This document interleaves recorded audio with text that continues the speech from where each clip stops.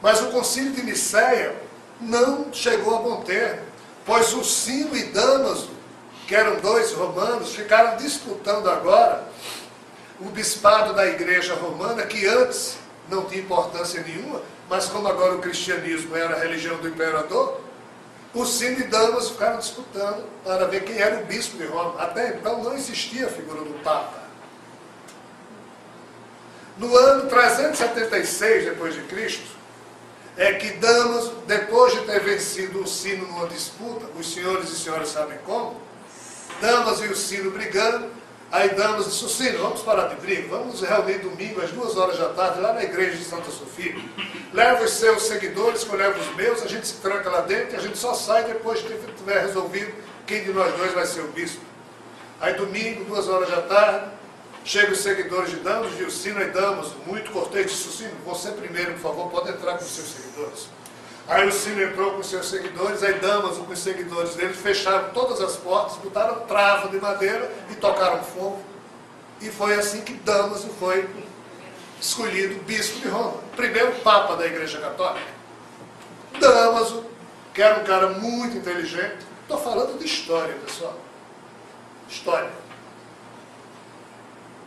Dámaso, vendo que as igrejas continuavam brigando, chamou Jerônimo, que era um polemista extremamente respeitado por todas as igrejas, e como a religião cristã agora era católica, existiam os milhares de livros espalhados, mas escritos em quê? Em aramaico, hebraico e grego. Qual era a língua do Império Romano? Latim. Então, como a religião cristã ia ser agora a religião oficial de Roma, aqueles livros precisavam ser traduzidos para o latim, mas era livro demais. Então Dámaso disse: Jerônimo, você que goza da confiabilidade de todas as igrejas, reúne esses livros todos e crie um só corpo de doutrina que eu, Dámaso, como bispo de Roma, vou obrigar todas as igrejas a seguir só esse livro. Foi quando Dámaso Jerônimo criou a Vulgata, que é a versão latina da Bíblia, que é composta de 73 livros, 46 do Antigo Testamento, 27 do Novo. Os 46 livros do Antigo Testamento, os 5 da Torá, 18 proféticos, 16 históricos, 7 sapienciais. 46 livros do Antigo Testamento. Novo Testamento, 27 livros, 21 epístolas, 4 evangelhos, o Ato dos Apóstolos e o Apocalipse. O conjunto desses 73 livros foi que Jerônimo traduziu para o latim e a Bíblia como hoje nós conhecemos. E a partir daí, todas aquelas notícias do gnosticismo desapareceram porque foram consideradas como sendo apócrifas. Mas isso aqui continuou, periférico ao poder da Igreja Católica, e chegou à França na virada do século, quando os cátaros tomaram desses evangelhos apócrifos e construíram o seu corpo de crença exatamente nos moldes em que os gnósticos 1000 anos antes defendiam.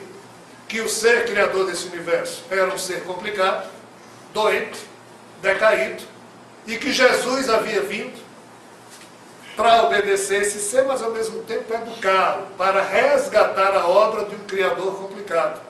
E por isso que Jesus teria dito que voltaria para pessoalmente presidir em nome desse Pai um novo momento em que a terra entraria.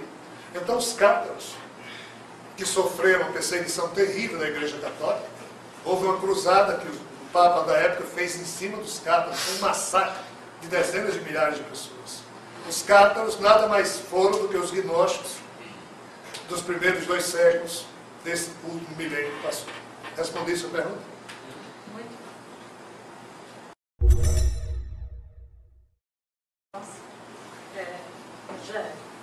Fale alto, pessoal. A respeito do Javé, que a metade do Javé, que esse que está dentro da sua criação, ele é problemático, né? Enfim. Mas e essa parte dele que ficou fora? Seria esse que está fora, né? Que não sei nem como. Esse é que vem através dos filhos, né? Do Javé doente, junto com Jesus, né? Os clones dele, para te assessorar nessa pleitada de levar adiante É. Sim. Porque esse ser que está aqui dentro é transitório. Você falou agora há pouco. E aquele que está lá fora, não. De lá está lá, não vem não. Aí, a turma de Vitória da Conquista escutou? Ok. Então, assim, por mais que se fale, nunca ninguém vai chegar nem perto da verdade em relação a esse assunto, tá, pessoal? Então, tudo que nós estamos falando aqui é um modo humano de tentar se aproximar do entendimento razoável que esteja próximo do que, em tese, deve ser a verdade. Porque não há palavras no nosso vocabulário que forneçam os conceitos adequados para o que, de fato, houve com a divindade. Eu tento explicar isso no livro Drama Espiritual de Javé, deve ser lançado daqui a alguns dias, de como essa divindade decaiu e o que é que ficou fora e o que é que ficou dentro da criação. Em termos de conceitos humanos, por exemplo, o Espiritismo diz que nós somos compostos de 3 partes. O espírito, um perispírito e um corpo físico. O perispírito uniria o espírito ao corpo, uma espécie de um laço perispiritual. Já os esclarecimentos védicos, eles tornam mais complexa essa explicação e foram dadas muito antes do Espiritismo. O Espiritismo está certo, obviamente que está certo.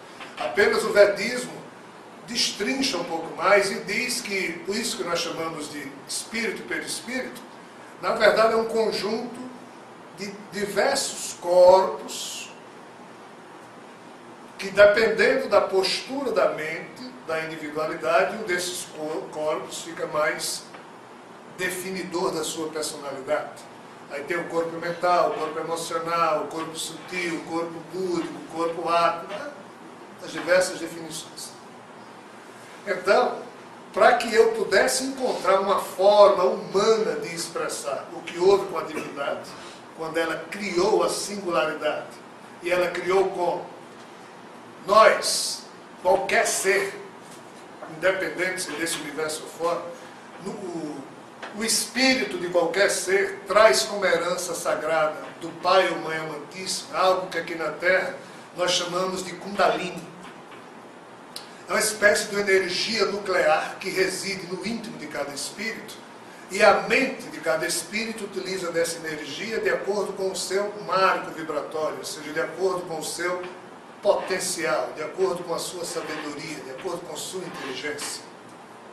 Então essa divindade utilizou a Kundalini e expressou, entre aspas, para fora de si mesmo uma singularidade, que foi a singularidade que surgiu do nada, que os cientistas percebem, e que terminou em se expandindo, dando origem ao universo como nós conhecemos hoje.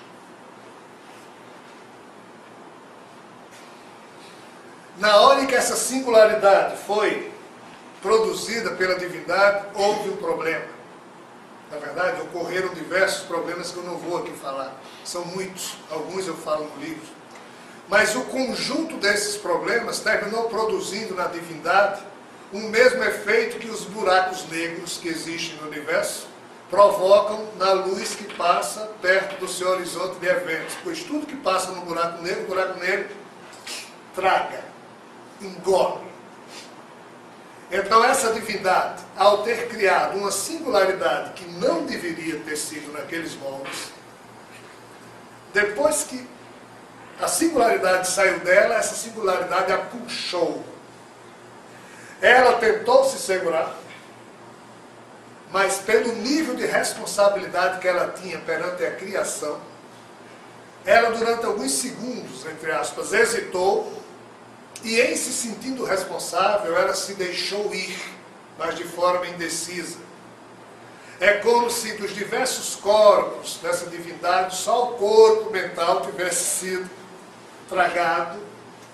E esse corpo mental ainda é tão forte dessa divindade, que agora, como prisioneiro, aqui dentro da singularidade que ele havia criado, ele se reconstituiu como corpo. Ele se reconstruiu como corpo. E esse ser que foi reconstruído de modo incompleto e com problemas, chama-se o Senhor Javé, ou o Senhor Brahma. É isso? É isso. Daí por causa do DNA incompleto, talvez. Oi? Então por causa disso o DNA é incompleto? O DNA é defeito